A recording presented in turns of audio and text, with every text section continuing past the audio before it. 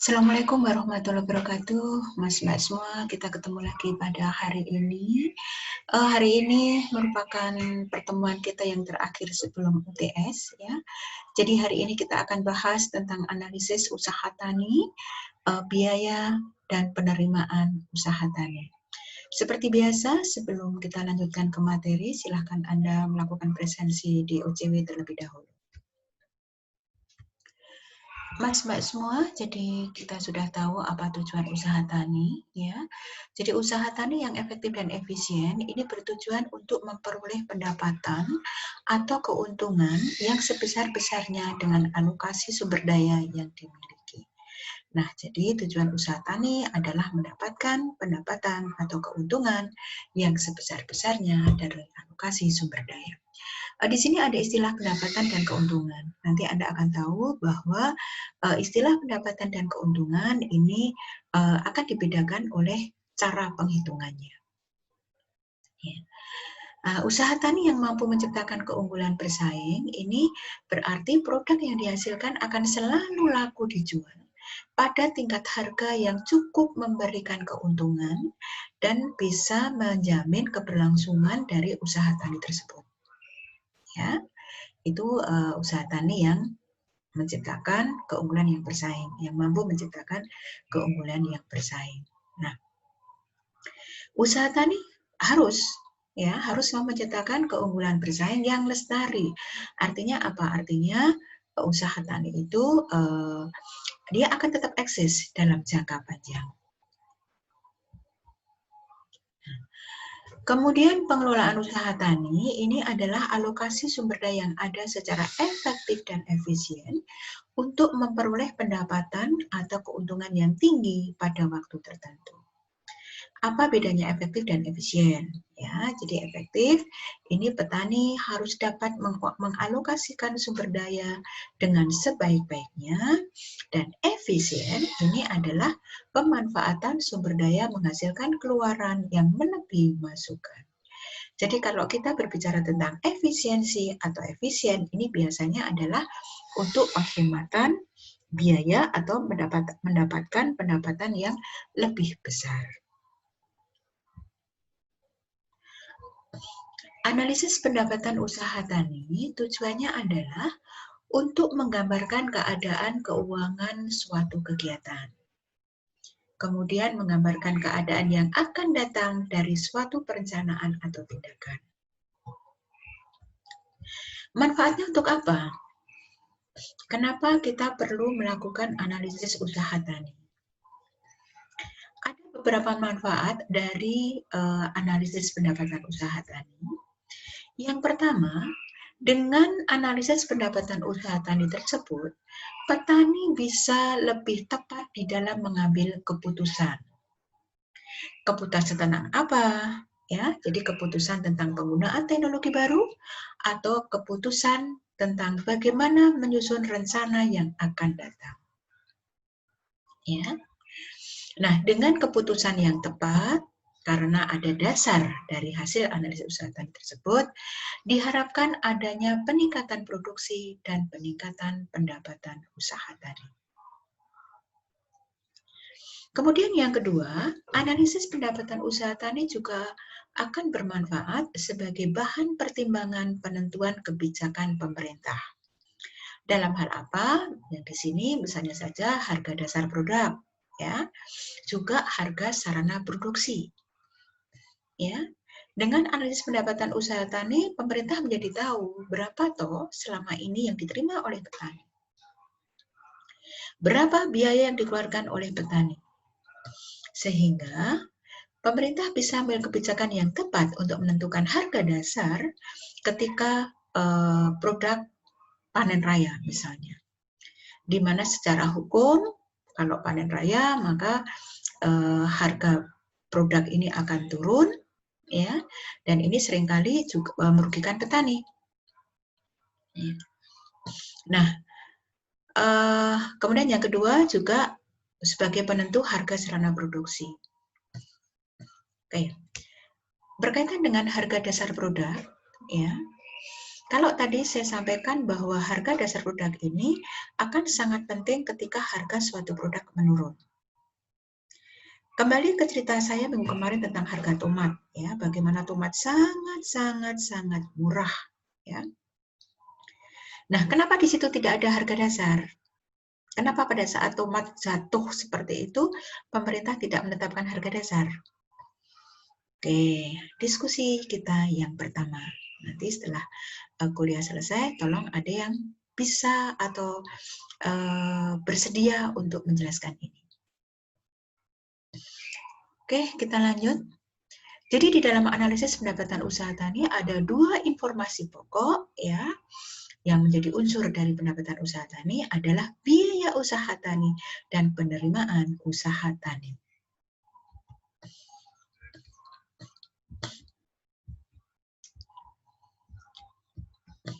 Keberhasilan usaha tani ini diindikasikan menghasilkan cukup biaya untuk, ya.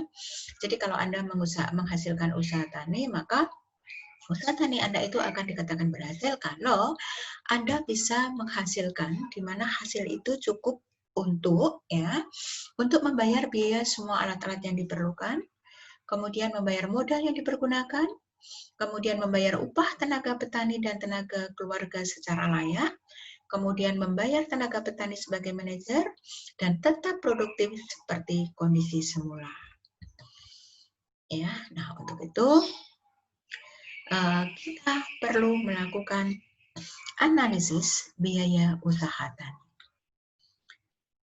Tujuan analisis biaya usaha tani ini adalah untuk mengetahui keunggulan komparatif usaha tani. Jadi suatu produk yang satu dengan produk yang lain ini kita bandingkan, ya, dengan analisis biaya usaha tani ini. Mana yang lebih layak atau lebih unggul untuk diusahakan. Kemudian mengetahui kenaikan hasil yang semakin menurun, ya, kemarin kita sudah singgung tentang the law of diminishing return, di mana penggunaan input terutama pupuk, ya, semakin lama pertambahannya akan semakin kecil dan pada titik tertentu pertambahan penggunaan input pupuk akan menurunkan hasil. Nah, dengan analisis biaya usaha tani ini kita bisa mengetahui kenaikan hasil yang semakin menurun. Kemudian kita juga bisa melihat efek substitusi. Kemudian kita juga mengetahui pengeluaran atau biaya usaha taninya. Kemudian kita juga bisa mengetahui opportunity cost atau yang diluangkan. Kemudian kita juga bisa mengetahui pemilikan cabang usaha atau macam tanaman lain apa yang dapat diusahakan. Nah, keragaan usaha tani dilihat dari berbagai aspek. Karena setiap macam tipe usaha tani pada setiap skala dan lokasi akan berbeda satu sama lain. Oke, sekarang kita bahas tentang biaya usaha tani. Penentuan besarnya biaya usaha tani ini sangat tergantung dari yang pertama adalah besar dan tipe usaha taninya. Ya, jadi nggak usah saya jelaskan, saya kira Anda bisa menjelaskan ini. Kemudian besarnya peranan tenaga kerja jika dibandingkan jumlah investasi modal. Ya, oke, ini diskusi kita yang kedua. Nanti tolong Anda jelaskan kenapa besarnya peranan tenaga kerja dibandingkan dengan jumlah investasi modal ini menentukan besarnya biaya usaha tani. Kemudian yang ketiga adalah tujuan usaha tani yang ingin dicapai setiap petani. Nah, sekarang bagaimana cara kita menghitung biaya usaha tani? Situasi dasar untuk menghitung biaya usaha tani, ini yang pertama adalah memperhitungkan biaya dari seluruh usaha tani sebagai unit selama periode tertentu. Musim tanam per tahun, misalnya pada musim tanam 1, ya, kita bisa menghitung biaya dari seluruh usaha tani. Ya. Misalnya kita mempunyai beberapa komoditas, nah kita bisa hitung itu. Kemudian bisa juga kita memperhitungkan biaya dari satu macam cabang usaha tani saja. Jadi kalau yang di atas tadi, yang sebelumnya tadi misalnya kita mempunyai atau kita mengusahakan ada padi, ya, kemudian di lahan yang lain kita juga tanam sayuran, kemudian di lahan yang lain mungkin kita tanam komoditas yang lain seperti itu ya, mungkin cabai atau mungkin wortel dan sebagainya. Nah, ini bisa kita hitung secara bersama-sama biaya usaha taninya, atau bisa saja kita hitung per macam usaha tani. Untuk cabai berapa, untuk padi berapa, ya, dan seterusnya. Kemudian memperhitungkan biaya untuk mengetahui besarnya peranan teknologi terhadap usaha tani. Ya. Perhitungan biaya usaha tani ini bisa dilakukan dengan memperhitungkan keadaan keuangan dari usaha tani dan dari petani pada suatu waktu tertentu. Ya, jadi pada waktu tertentu, misalnya hanya pada satu musim tanam. Ya. Kemudian bisa juga kita hitung selama 1 tahun, atau bisa juga kita hitung pada akhir tahun. Ya. Jadi selama 1 tahun dengan akhir tahun itu beda ya. Jadi kalau akhir tahun itu terpacu pada misalnya sekarang tahun 2020, jadi pada bulan Desember 2020. Tapi kalau selama 1 tahun ini bisa saja range-nya dari September 2019 sampai September 2020, misalnya seperti itu. Biaya usaha tani ada biaya usaha tani yang bisa kita kenal. Ada yang kita sebut sebagai biaya tetap, biaya variabel, biaya marginal, kemudian biaya rata-rata, biaya variabel marginal, biaya tetap marginal, biaya rata-rata tetap dan variabel. Ya, ini jadi jenis-jenis biaya usaha tani. Di sini di tabel 71 ya, ini ada contoh biaya usaha tani. Ini data pada tahun 2003 di Kabupaten Bantul ya. Bantul, bukan Bantul ya. Dengan luas lahan 0,1 hektar. Di situ ada beberapa komoditas, Anda bisa lihat seberapa banyak biaya yang dikeluarkan untuk padi sawah, untuk jagung, kedelai dan sebagainya ya, masing-masing ini biayanya berbeda-beda. Kemudian apa yang disebut dengan biaya? Ya, biaya ini adalah nilai dari semua masukan ekonomi yang diperlukan, yang dapat diperkirakan, dan yang dapat diukur untuk menghasilkan suatu produk. Biaya usaha tani sifatnya ini ada biaya tetap dan biaya tidak tetap, ada biaya yang dibayarkan dan biaya yang tidak dibayarkan, ada biaya langsung dan biaya tidak langsung. Yang dimaksud dengan biaya tetap, saya kira Anda sudah sering mendengar, biaya tetap adalah biaya yang penggunaannya tidak habis dalam satu masa produksi. Misalnya di sini adalah pajak tanah, penyusutan, pemeliharaan pompa air, dan sebagainya. Seberapapun dari luasan tanah yang Anda kelola atau Anda gunakan untuk memproduksi, biaya ini akan tetap. Ya. Jadi Anda punya sana 1 hektar, kemudian Anda hanya menggunakan 700.000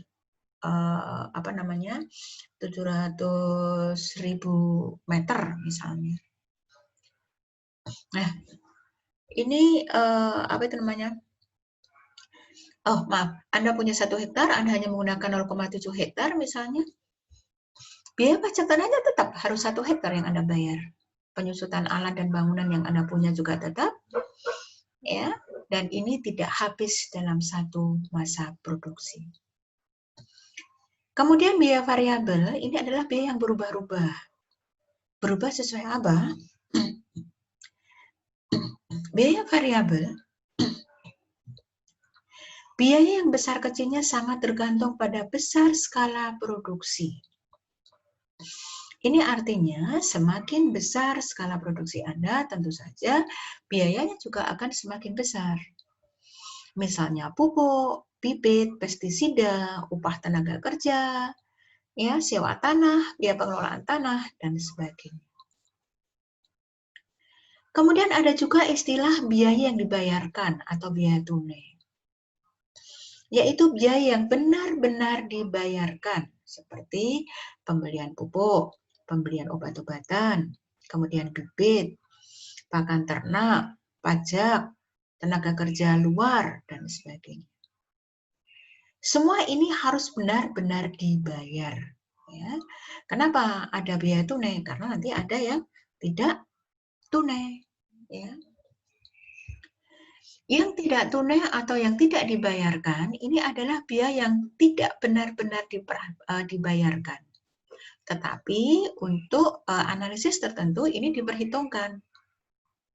Contohnya apa? Contohnya adalah biaya tenaga kerja keluarga. Bunga modal sendiri, penyusutan modal, biaya panen dan pengelolaan tanah dari tenaga keluarga, dan sebagainya. Kalau petani ditanya, Pak, penjenengan untung atau tidak? Berapa pendapatannya, berapa penerimaannya, berapa biayanya? Mesti yang bersangkutan nggak akan menghitung tenaganya, ya, atau tenaga keluarganya. Ketika dia mencangkul, ketika dia melakukan panen, ya, tenaganya digunakan untuk mengerjakan lahan, dia tidak akan bayar.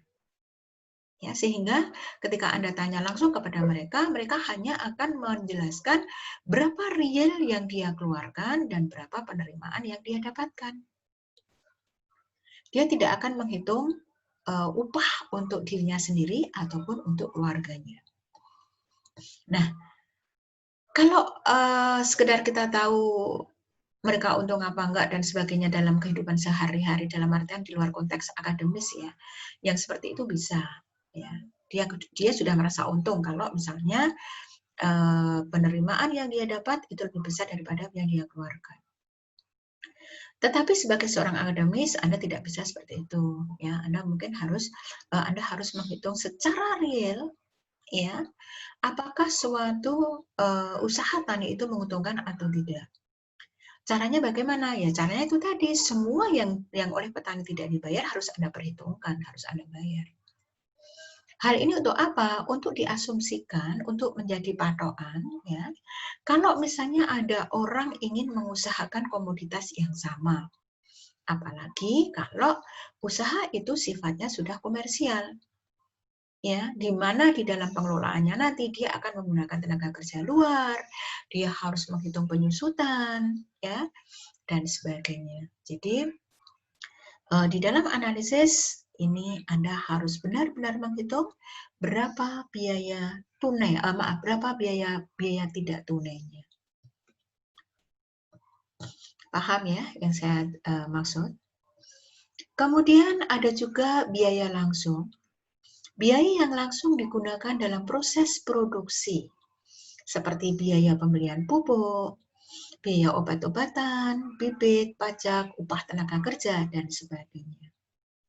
Sedangkan biaya yang tidak langsung, ini adalah biaya yang tidak langsung digunakan dalam proses produksi. Sebagai contoh, misalnya, penyusutan modal tetap. Ya, jadi penyusutan itu kita perhitungkan, tetapi dia tidak kita gunakan di dalam proses produksi. Kalau biaya langsung tadi ada pupuk, ada obat, ada bibit, ya itu kita gunakan atau berkaitan langsung dengan proses produksi.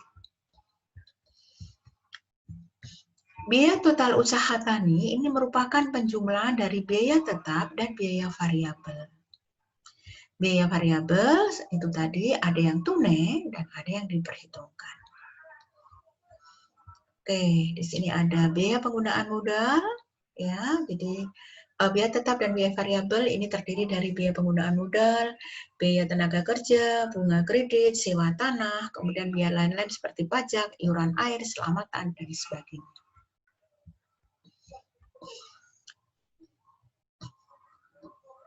Konsep biaya usaha tani. Biaya alat-alat luar, yaitu biaya yang betul-betul dikeluarkan, seperti biaya saprodi, biaya tenaga kerja luar, kemudian bunga modal dari luar, ya. Jadi kalau misalnya untuk modal usaha taninya itu dia pinjam kepada pihak lain atau dari luar, maka Anda harus membayar bunganya. Kemudian pajak, iuran air, selamatan, penyusutan alat, dan sebagainya. Semua biaya dan produksi kecuali upah tenaga kerja, bunga modal sendiri, dan biaya untuk kegiatan petani sendiri. Ya, jadi biaya laki luar adalah semua biaya produksi kecuali upah tenaga kerja keluarga, bunga modal sendiri, dan biaya untuk kegiatan petani sendiri. Kemudian biaya mengusahakan. Nah, yang disebut dengan biaya mengusahakan adalah penjumlahan antara biaya alat-alat luar dengan biaya tenaga kerja keluarga. Dan kemudian kita juga mengenal konsep yang ketiga, yaitu biaya menghasilkan. Biaya menghasilkan adalah biaya mengusahakan ditambah bunga modal sendiri yang digunakan dalam usaha tani. Ya, jadi ini ada 3 konsep tentang biaya usaha tani, yaitu biaya alat-alat luar, biaya mengusahakan, dan biaya menghasilkan. Besarnya biaya usaha tani ini dipengaruhi oleh beberapa hal. Yang pertama adalah struktur tanahnya, kemudian topografi tanahnya, kemudian jenis dan varietas tanaman, kemudian tingkat teknologi yang digunakan, dan sebagainya.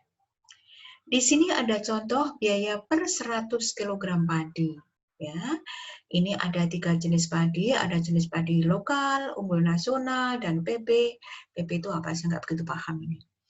Ya, berapa biaya digunakan untuk per 100 kg padi di beberapa wilayah ini ternyata berbeda-beda. Di sini ada di Subang, Cianjur, Serang, dan sebagainya. Ya, ini biaya yang digunakan berbeda-beda. Bagaimana dengan tanah? Ya. Tanah bukan modal sebenarnya berkenaan dengan penentuan biaya usaha tani. Ya, jadi dalam penentuan biaya usaha tani, tanah ini bukan modal sebenarnya. Pada penentuan pendapatan usaha tani, bunga tanah tidak dihitung sebagai biaya usaha tani. Kapan dihitung? Bunga tanah dihitung ini ketika pendekatannya adalah keuntungan usaha tani. Berapa besarnya? Besarnya adalah sebesar nilai sewa tanah yang dipergunakan pada usaha tani.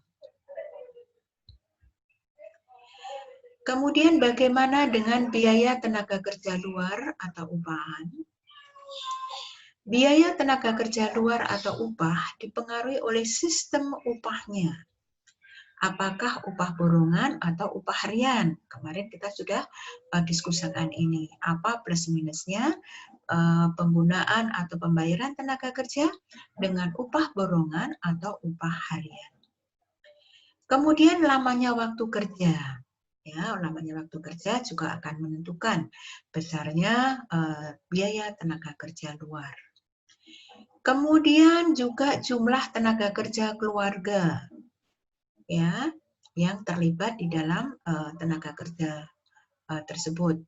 Ini juga akan mempengaruhi biaya tenaga kerja luar. Semakin banyak tenaga kerja keluarga yang terlibat, ini tenaga kerja luar semakin sedikit tentu saja, maka biaya tenaga kerja luarnya juga akan semakin sedikit. Kemudian kecakapan tenaga kerja, ini juga akan menentukan. Semakin cakap tentu saja upahnya juga semakin tinggi. Kemudian yang terakhir adalah umur dan pendidikan tenaga kerja. Ya, kalau ini mungkin tidak terlalu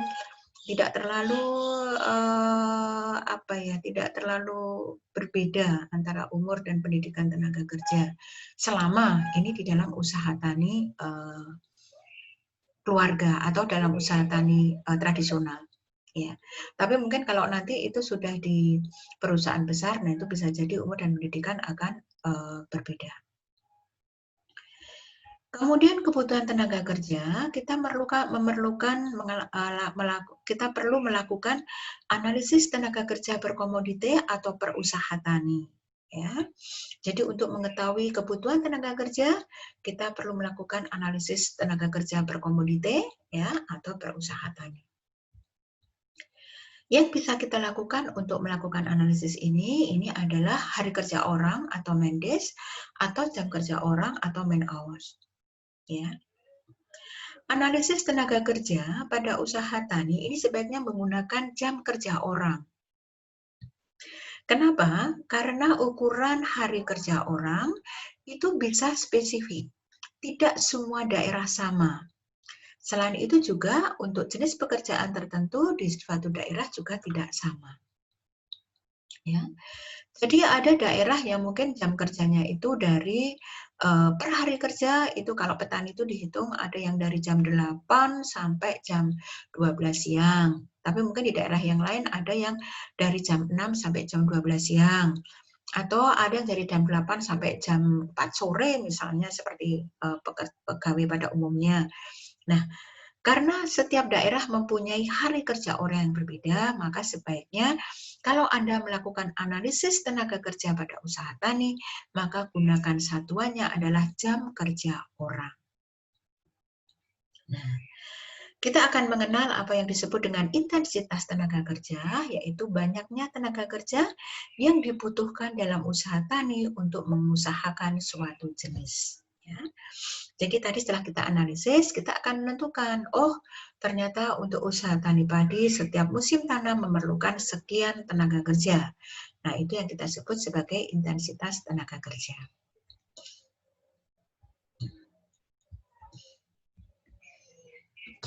Kemudian komponen biaya dari penggunaan, ini kita beri contoh ya, jadi komponen biaya dari penggunaan traktor untuk bajak lahan. Subyeknya adalah traktor untuk bajak lahan, kemudian jenis biaya yang muncul dari penggunaan traktor itu tadi, ada bunga modal, ya, besarnya adalah biaya sewa, kemudian ada penyusutan, besarnya adalah atau bentuk biayanya penyusutan, kemudian ada asuransi, kemudian ada jenis biaya pemeliharaan, ini adalah servis yang biaya yang kita keluarkan untuk servis. Kemudian di dalam komplementer ini juga ada biaya di dalam penggunaan traktor ini juga ada biaya komplementer yaitu bahan bakar mesin ya dan juga honor operatornya. Ada apa itu namanya dikatakan di sini biaya komplementer karena harus saling melengkapi. Harus ada ya. Ada traktor nggak ada bahan bakarnya juga nggak bisa jalan. Ada traktor, ada bahan bakar, nggak ada operatornya juga tidak akan jalan. Karena itu di sini merupakan biaya komplementer karena mereka akan saling melengkapi dan harus ada.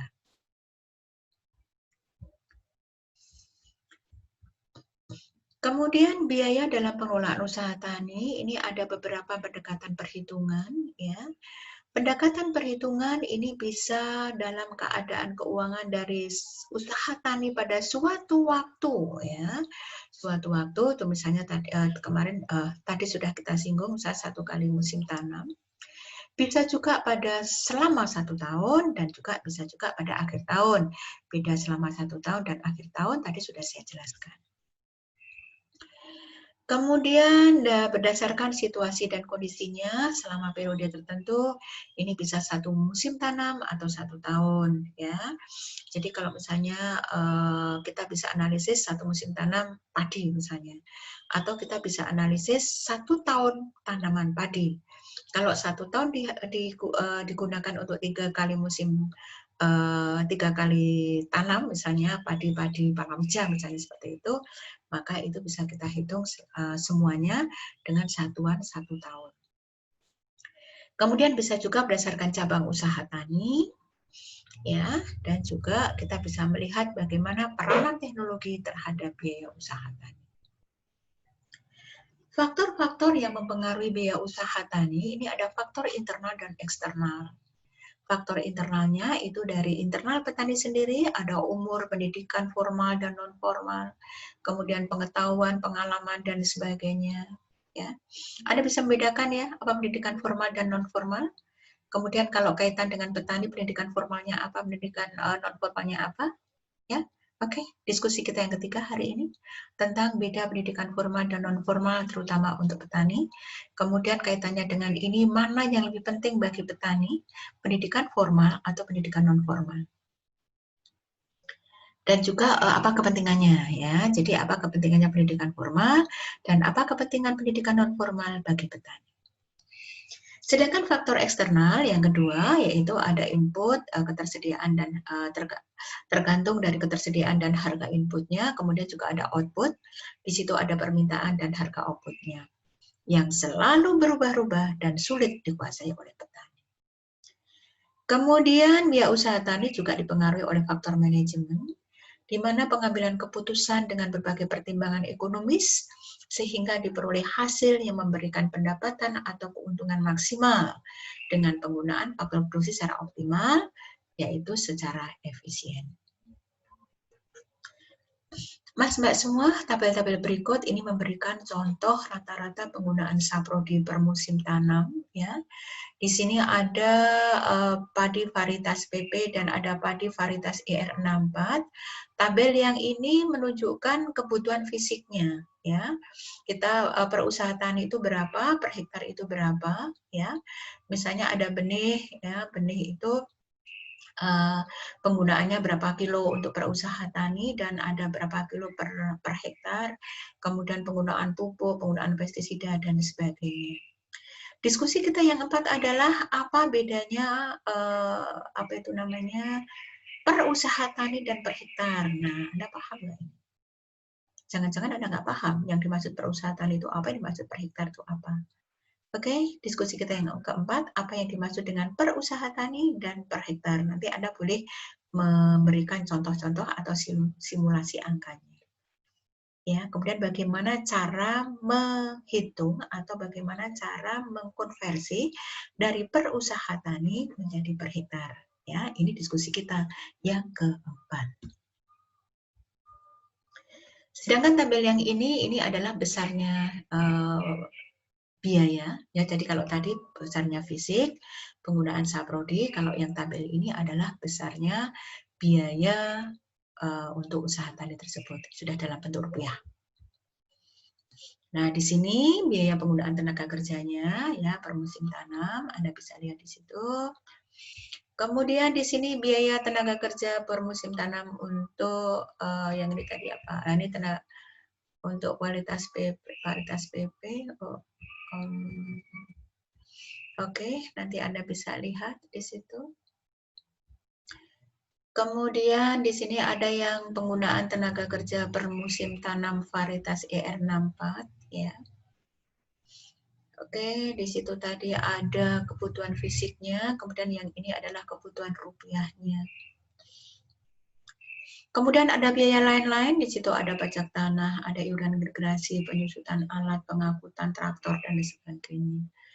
Di situ sudah dihitung berapa per usaha tani dan berapa per hektarnya.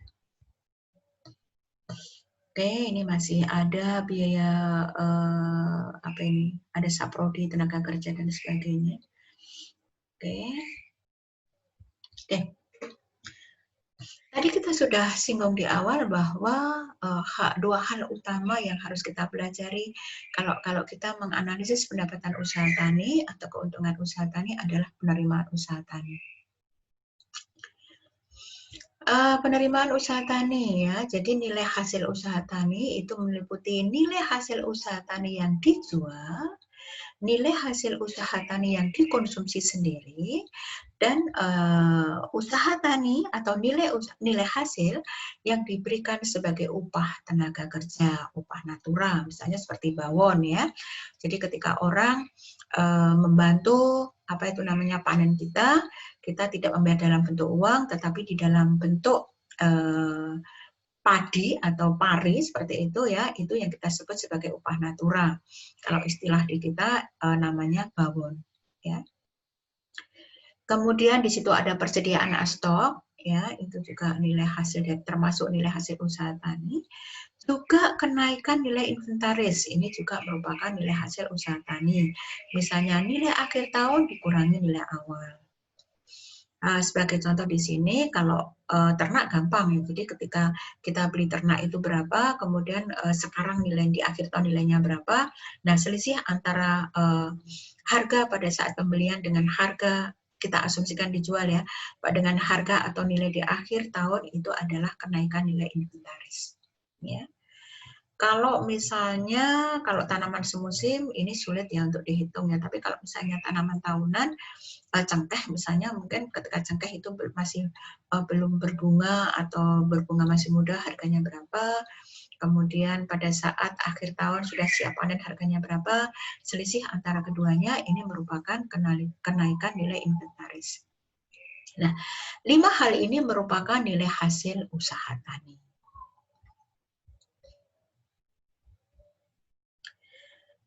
Penerimaan usaha tani itu merupakan perkalian antara jumlah hasil produksi dengan harga jualnya. Ya. Jadi dia misalnya menghasilkan 10 ton, harga jualnya 1.000. Maka penerimaan usaha taninya adalah 10 ton kali Rp1.000. Ya, itu masih kotor. Kalau penerimaan itu masih kotor karena belum dikurangi biaya. Pertimbangan dalam menghitung penerimaan usaha tani ini yang pertama, dalam menghitung produksi, tidak semua produksi pertanian dapat dipanen serentak. Nah, ini Anda harus pertimbangkan. Ya. Di dalam menganalisis itu Anda harus benar-benar jeli, karena ada beberapa komoditas yang panennya tidak serentak, tapi secara bertahap. Contohnya misalnya cabai. Ya, cabai itu tidak bisa dipanen sekali musim tanam terus panen bareng, enggak. Cabai itu dipetik setiap 3 hari sekali. Jadi hari ini petik, besok enggak, besoknya lagi petik, begitu seterusnya. Besarnya produksi juga mengikuti kurva ya, mengikuti distribusi normal itu. Jadi nanti pada awal biasanya masih sedikit, kemudian semakin bertambah dan nanti pada puncaknya, kemudian setelah puncak akan turun dan pada akhirnya hasilnya tinggal sedikit.